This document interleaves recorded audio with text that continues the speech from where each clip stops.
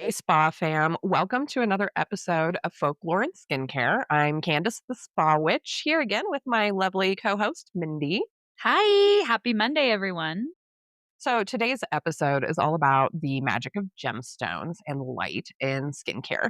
So, right now it's March and we're on the cusp of springtime. And here at the office, we're talking a lot about laser treatments, particularly IPL, intense pulsed light, because of its benefits for beautifying the skin. And so that really got me thinking about gemstones and crystals that I have stashed all over my office and all over my house, and jade rollers that are in my treatment room, and even few gemstone ingredients I have stashed in our very own apothecary. Well, who doesn't love gemstones and crystals, right? I know. Whoever said that they don't like gems? They're beautiful, they're shiny, mesmerizing objects that have been adored and worshiped and protected for like forever. So, I mean, as long as people have felt a connection to them and started attaching meaning, right? Um, Mindy, do you know what your birthstone is? I do actually. It is garnet. I was born in January. And there's all kinds of symbolism, with every birthstone, I think. And with garnet, I think my favorite is its reputation. It's a representation of rebirth and renewal. I love a good New Year's resolution. I love a good resolution. Did So you I know think that it was also the pomegranate stone? I did not know that. I thought that that was really cute. So cool. Yeah, Oh, garnet, love pomegranate. pomegranates. Yummy, Yeah. delicious. Yeah, my favorite winter fruit. Well, yeah, there you go. Yeah. Mm. So garnet represents, yeah, that renewal, that and also powerful like passion, love, Ooh. vitality. I mean, obviously, like we said, it was the pomegranate stone, right? So it's this really gorgeous, deep red gemstone. So also linked to the root chakra and matters, I think all matters of the heart, I think could probably be tied to garnet. It's thought to be stimulating and connected with like increased energy. So energetically, like you would wear garnet to improve things like sadness or depression or low energy. And so, like in ancient times, people would wear garnet to help with blood conditions and cardiac diseases, or even simple things like just poor circulation. Oh, wow, that's fascinating. Thank you for all the info about I garnet. know. Now you have a better appreciation for your I was birthstone. just gonna say, like, now that I have a little bit more, like, context with it other than just, matters of how it looks, Yeah. I like that. I like the whole increased energy thing and hmm all of that. That could bring you a little extra boost. And Little boost. yeah, who Yeah, doesn't ever need that? that's right. Right? Exactly. Especially like on Mondays. Yeah. What's your birthstone? So mine changes. It's dependent on which chart you use. So apparently there's a few different birthstone charts. In the United States, we have a traditional birthstone chart and a modern birthstone chart. So that's changed over the years. Now some of them like yours have stayed the same. It's just like January's just always been garnet. Okay. I didn't look anything else that said anything different, which I thought was really interesting. So, and I guess that changed over time depending on availability of these different types of stones. Okay. So mine is pearl in the traditional birthstone chart. Okay. But in the modern birthstone chart, it's alexandrite or moonstone, Ooh. which I love both. That is yeah, both of those are gorgeous. Those are really cool. And I didn't realize that they've gone through some changes over the years. Yeah, I thought it was really interesting because then, like, there was only one listed for years, but then there's three listed on mine. And I felt like there's three listed on mine: Pearl, Moonstone, and Alexandrite. I was like, it looked like they're all very different, right? Mhm. But then you find similarities in their representations. Like they all represent balance and creativity and purity. And Hmm. each of these particular stones physically changes its appearance depending on how the light hits it. Well, that's a metaphor. I know. So, for those that don't know, like I was born in June. And so that June, like I said, is Pearl, Moonstone, and Alexandrite. It's also Gemini Mm, representation of the twins, and which it has in it an inherent duality, sure. right? Yeah. So Gemini, dual nature, all of that. So then when I looked at them, I'm like, oh, got it. That makes more sense. Right. They have similar properties that way, not just their on the surface physical appearance. Like it had more to do with how we have also interacted with them. Yeah. I mean, I love this. Crystals that change appearance. I know. Now we use crystals to change the appearance of the skin, which I Right. love. Of course. It's so good because we have tools all over our office that use crystals in a variety of like modern applications. Is like we have intense pulsed light and we have laser hair removal and we have exfoliating treatments that use different types of crystal for microdermabrasion, diamond tip I was just gonna microderm. say. Yeah, that's also included on a lot of hydrodermabrasion machines now. And so that's finding new life. Now people are remarketing the hydrodermabrasion, microdermabrasion facials as crystal facials. Yeah, And then throwing LED therapy on top of it. one of my best girlfriends, I'm like, "What have you recently had done?" She's like, "I got a diamond facial." I'm like, What's "Well, that? that's the same gosh darn thing." It's just microderm It's ju I with with a it's facial. yeah. Lovely. It's an exfoliating treatment, and I'm like, "Yeah, Been doing it for years. you've been around for a while." Yeah, literally like Just a new marketing twist. since the 80s. Yeah, I mean, microderm's been around for a really long time. so long. And so, yeah, so I mean, that's like whether you're doing it a crystal, which uses aluminum oxide crystals, Yeah, or a diamond tip microderm right, head. Yeah, so now they're calling them crystal facials, and we're incorporating these other things and adding LED. But yeah, right. so I mean, not to mention our many gemstone rollers, rose quartz massage tools, and then, like, crystal infused masks. there's all sorts of fun The list stuff. goes on and on. Yeah. And I mean, so that got me wondering about how that technology is used now because it feels like there's just been this gigantic jump in our understanding of how energy works. And so, like, I feel like we've also lost some of our innate kind of connection to crystals themselves. And so, like, who do we have to thank for all of this, right? I'm like, Yeah. how did we go from like using crystals and gemstone rollers and wearing them to laser? Right, to kind of harnessing This power, their power in a yeah, way in a that's like wholly different manner, yeah. right? So, Mhm. like, who actually deserves credit for this? Well, just like some of our other episodes, this is not a one person ordeal, Sure. but there's a couple of people that were really instrumental. Albert Einstein, or No shit. yeah, he was the one that started his theoretical work explaining what we call stimulated emission. Okay. And then he used his work and explored the emission of light by atoms and distinguishing between what we call like spontaneous emission, where an atom emits light randomly, and stimulated emission, where there's an incoming photon that triggers this emission to a similar photon. Okay, so that's super sciency, right? And very theoretical. But when you break it down like that, yeah, okay, Albert Einstein makes sense. Yeah. Albert Einstein created the theory of stimulated emission. He's also the one that created the acronym laser that we use today. And so that was all theory until 1950s. Sure. And then we started seeing a more practical application with this, the development of the maser with an M, Mm, which uses microwaves. Okay. okay. So then 1960, then that's when we have this huge breakthrough. And Theodore H. Maiman created the first working laser using a ruby crystal. A ruby? That's really fascinating. Where That's kinda where the gemstone connection comes in. Yeah.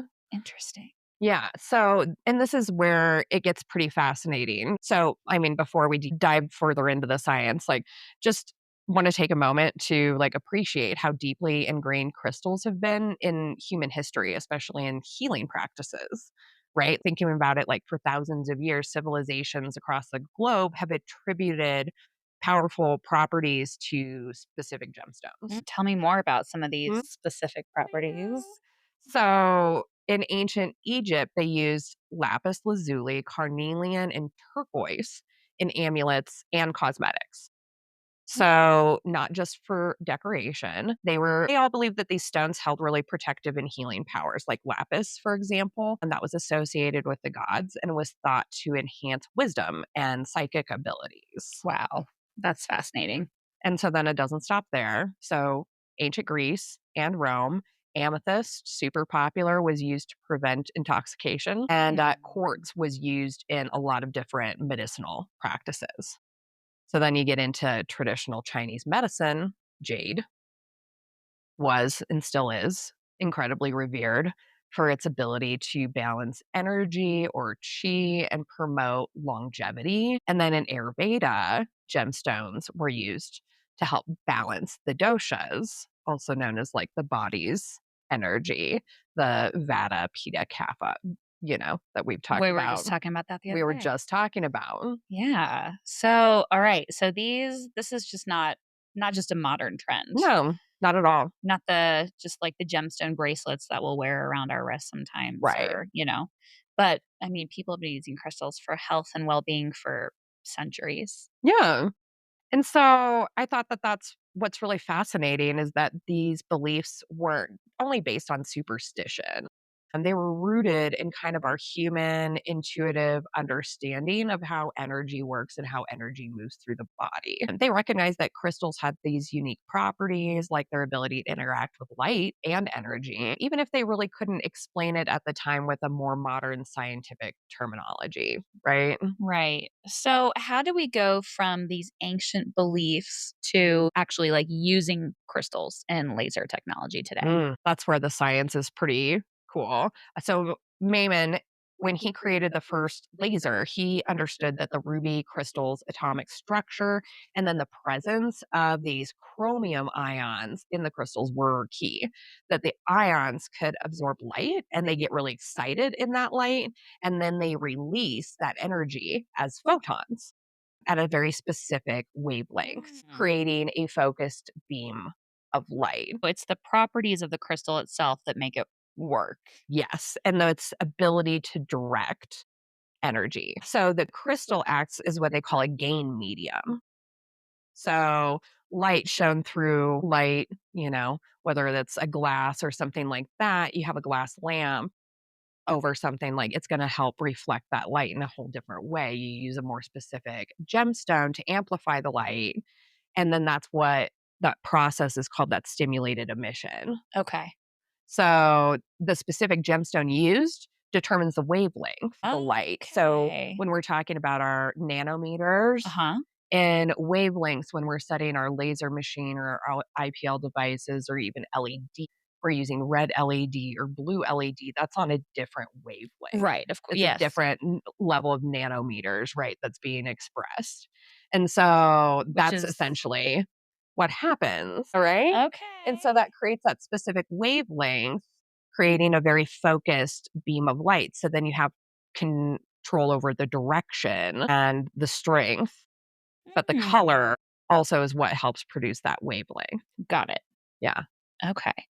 So, like, obviously, like ruby in this case is emitting red light, which is great for targeting pigment, while other gemstones like alexandrite, my birthstone, Your birthstone. um, is used in different types of lasers. And then like an ND YAG, is it Oh, what'd you call me? excuse me, baking powder. So an ND YAG, YAG. So another type of laser, right? That we're familiar with here. The ND, this was really interesting because this is all an abbreviation for a specifically type of synthetic garnet. Okay. Okay. That the ND YAG or that kind of laser uses. And it's what they call a doped crystal. So it's synthetic, created in a lab with very specific Sure. um, things to help that different wavelengths for laser hair removal or like vascular lesions. Yeah, and that makes so much sense. So it's like we've taken the ancient understanding of crystal energy and applied it with precise scientific knowledge.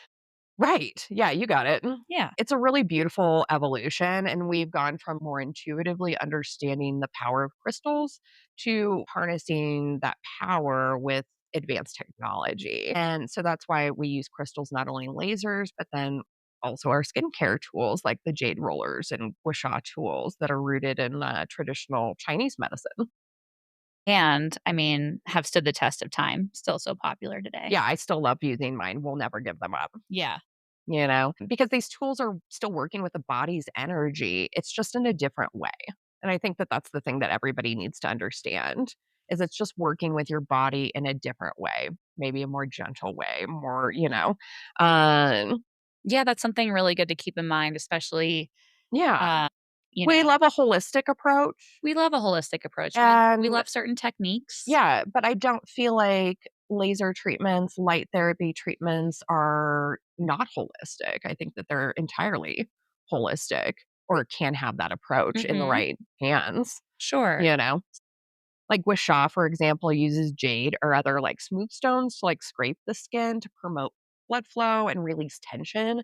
And so it's about stimulating your body's natural ability to heal itself and connecting that with ancient wisdom that we love to use in modern spas, just like we do right here. It's really amazing how these ancient practices and modern technologies really come together. I love it. Yeah. I mean, and I'm totally obsessed with that. And when I found this kind of connection, thinking about what we do here with IPL and lasers and the crystals and all, I'm like, this is all very normal. This is all very holistic. It definitely can be. And so it shows the kind of this essence of like healing and whether through a crystal on your skin or a laser beam, that's still rooted in the power of energy and light. So I think crystals work on an energetic level, and I think laser and IPL treatments can totally be approached with a more holistic mindset. So, I mean that doesn't sound super far fetched, No. right? No, not at You all. know, I think about crystal cleansing and skin renewal with IPL and just alignment with the cells and like cellular harmony and, that kind of Mhm. thing. Yeah. Yeah. Just as like our body and certain crystals emit specific vibrations. We talk about people that are low vibe and high vibe and all of that. And Totally. it's just one of those things that I think that there's plenty of connection to that, you know, Absolutely. and that these more advanced sciency treatments are completely welcome. Yeah, we can find a mix of both. We can, use more of the, I guess, physical application via like a gua sha tool or a jade roller or whatever, to kind of help with kind of more, I guess, that holistic energy transfer. Yeah. Um, which isn't to say that we're not transferring energy when we use something like IPL, but it's a different It's a approach. different way of exchanging energy. It's a different type of energy exchange Mhm. entirely. So, anyway, I I really enjoyed doing this. This was a great episode. Yeah, I thought it was super interesting and fun and, reminded me of all of the, crystal shows that I always forget to go to, like Tucson and, like, There's one one in here. Denver Yeah, I was and just gonna say there's one here exactly. in Denver that's pretty great. In September every year. Oh, okay. That one, yeah. Let's So, go. super great. Yeah, who doesn't need a amethyst bathtub? I do. I think that would Well, really help align my energy. and if not a bathtub, at least a statement piece. It's at least a statement piece, if nothing else. I don't know how useful it would Need a be. conversation amethyst, you know what I mean? Yeah, exactly. So, yeah, it's somebody that really loves wearing gemstones, and we have them all over the office. And, I'm obsessed where I'm like, well, I'm wearing my amethyst amulet today as opposed to the citrine because I need more calming. I'm Exactly. already into that. And so then we find that science connection and like, oh, this is where we went with all of that. It's still all very relevant. It really is. Yeah, Yeah. thanks for bringing this to light and kind of connecting Oh, yeah. because crystals can get into the realm of being a little woo woo. Mhm. I think we can all agree on And, I love bringing the science back to the woo woo. Like, right. there's a reason why we do the woo woo. Right. Because there is science behind it. And Yeah. there's some There's things an that we older still don't meaning to under it. I think that there's things that we are attracted to or repulsed by as humans that we don't really know why, we just do. Yeah. And I think this is one of those that we have an attraction to crystals and gemstones, especially, like, individually for a reason. Sure. So, Absolutely. Yeah. yeah. So I hope you guys enjoyed today's episode too and learned something new and fun about crystals and laser and light therapy treatments. So if you guys have suggestions, comments for future episodes, we would love to hear them or how you guys like to use crystals in your own individual self care practice. But we will see you next week That's right. for another episode. Yeah. And until then, you guys stay hydrated. Enjoy this early spring weather. That's right. Get out there for a good hike or something, okay? We will see you guys next Monday. Have a good one. Bye. Bye.